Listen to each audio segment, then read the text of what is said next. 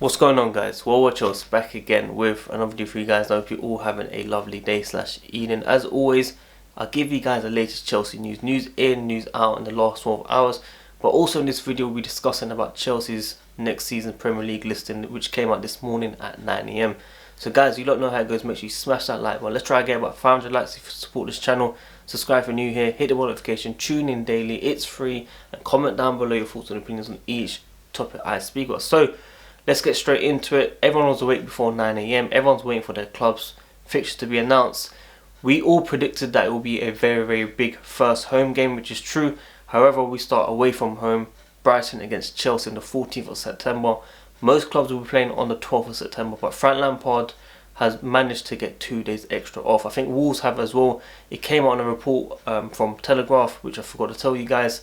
So yes, Frank Lampard has managed to get 2 days extra, which is very good since, of course, Project Restart, we've been playing every single 3 days, 4 days roughly, 2 games a week. The players need a break. We're human beings, of course, so well done to Frank Lampard for getting that done. And also the players coming in, for them to gel with the pre-season. Hopefully Kai Havertz is coming very soon, maybe Ben Chilwell as well, Declan Rice.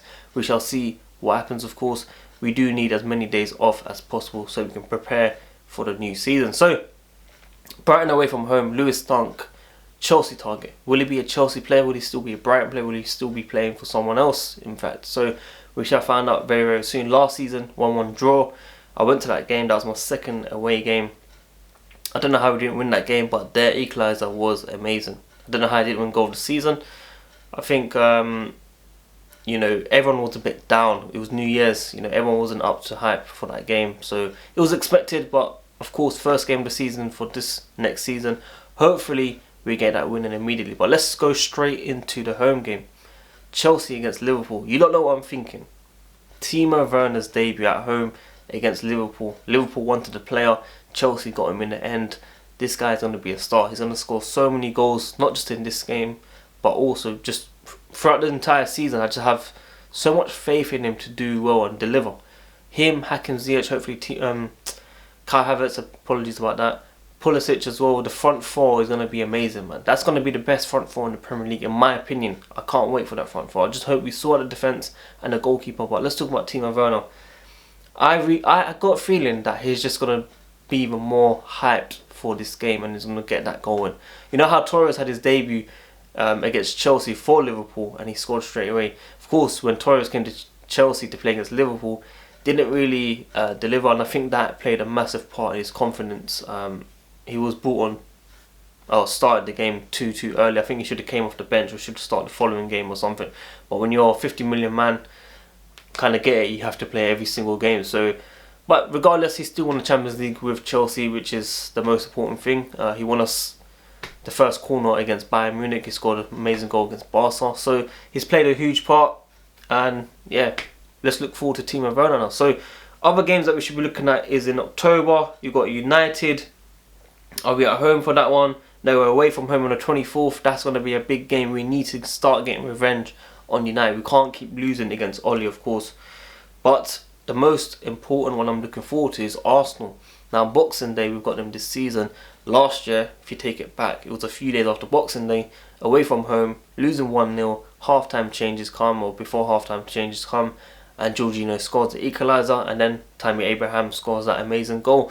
Didn't expect it from him, I'll be real with you guys. The celebration reminded me of Didier Drogba, and I kind of like got excited, or too excited, and kind of compared him that he's going to become Didier Drogba. Very early. My apologies about that, but I was just excited about the win, basically. The way he got that goal. It was a very good goal. Let's not get it twisted, of course. So, he's still young. He will learn whether he'll still be playing first team football every single game. I highly doubt it, but he's going to play a massive part in this Chelsea team next season, 100%. And also, we've got City on the 2nd of January 2021, which is going to be a very difficult period. Of course, Arsenal and then City. And always in May, we have difficult fixtures. The first May game we've got is on the 8th of May against City away from home. Then we've got Arsenal at home and then Leicester at home and then we end Villa away. So I'm a bit worried. Are we going to finish top 4? Are we going to win the title? We shall find out very soon. But it's going to be very interesting to see this season, man. You know, no Bournemouth though, which is the most important thing for me. You know, we save at least 3 points in my opinion. Some people might say we save 6 points, but I think at least 3 points we'll save from this from these 2 games that we're not going to be playing anymore. And it would have been nice to get West Ham in that list as well, but unfortunately they beat us. Declan Rice's value went back up, and now we still have to play them. But it would have been nice to get those 2 clubs out of the way. But we shall see how it goes, man. You know, Leeds, West Brom, Sheffield United's a tough one as well. Fulham should be an easy one in my opinion. Let's hope Fulham is going to be a very, very good game. Newcastle always difficult as well. Palace, I'm not going to even talk about Palace as well. But guys, let me know your predictions for the season. Do you think we'll finish top 4? Do you think we'll finish 3rd, 2nd, challenge for the title? Let me know in the comments down below. So, yesterday I spoke about Thiago Silva. Do we need Thiago Silva at Chelsea? Now, he's a very, very old man. He's coming towards the end of his career, of course. I think he's about 35, turning 36 very soon. And my friend, other side of the coin on YouTube, go subscribe to him. We've done a quick tweet. Italian champion, French champion, Copa America champion, outstanding leader, wealth of experience, free agent. Okay? And also we need a Brazilian. That's the joke that he made, of course. And we do, because we love signing Brazilians at this club, of course. But do we really need him at this club? I think short term makes sense, at least a year. Try and get that leadership in to help the youngsters build a bit more confidence in this team. And then, of course, the following season, when we have a proper window, we can sign an actual defender like Upamecano, which will be about £41 million. So it kind of makes sense for me to try and go for Thiago Silva. Will he hack the Premier League? The pace, can he hack it?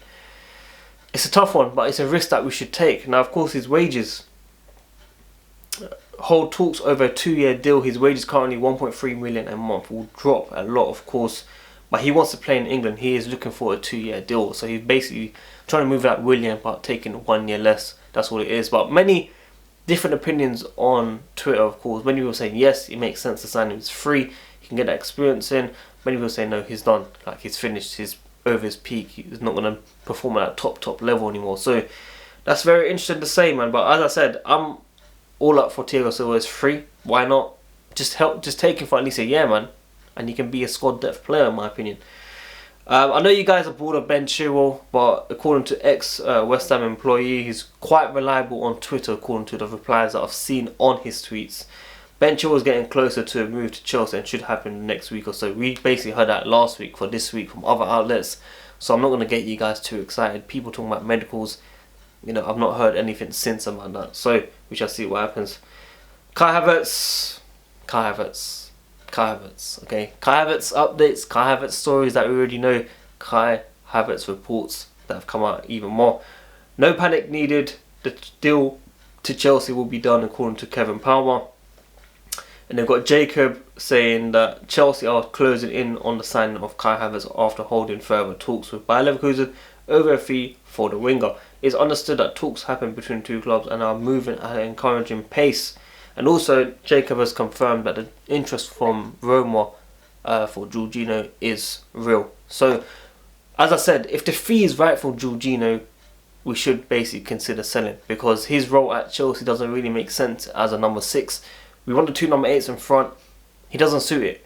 But if he plays in a pivot, of course it makes sense. With Kovacic, with Kante, he will do really, really well. But as I said, Frank Lampard seems to me he wants that 2 number 8s. I can see Kai Havertz and Mason Mount with Kante behind, or Declan Rice behind, or Ethan Ampadu behind, basically sitting there. That's how I see Chelsea forming next season. So guys, that's why I was saying to you lot, Jorginho can only be sold if his role is not right at Chelsea. He's a system player that has to play a certain way. We can't get the strengths out of him if we're playing him by himself. He just can't do it, basically. So that's why I was saying if the deal is right, to consider it. Now, Kai Havertz has to be a Chelsea player very, very soon. We need him ready for next season. He's going to be a special player. He can do everything, basically. He can play in different positions. He can header. He can, shoot. He's got tech. His left foot tech is amazing. This one, I was excited about Timo Werner and Hakan Ziyech, but since all this Kai Havertz hype, I'm even more excited about this player. So we really, really need this player to come to Chelsea as soon as possible. But guys, that's all your news, all your Premier League updates for you guys. I hope you enjoyed this video. Quite early from me as well. I had to get this video out of the way because I've got a lot of work to do. But guys, if you enjoy this content, make sure you smash that like button, subscribe if you're new here, hit the notification, tune in daily, and comment down below your thoughts and opinions. This channel is growing so much. I appreciate every single one of you. Well, watch out, guys. I'm out. Peace.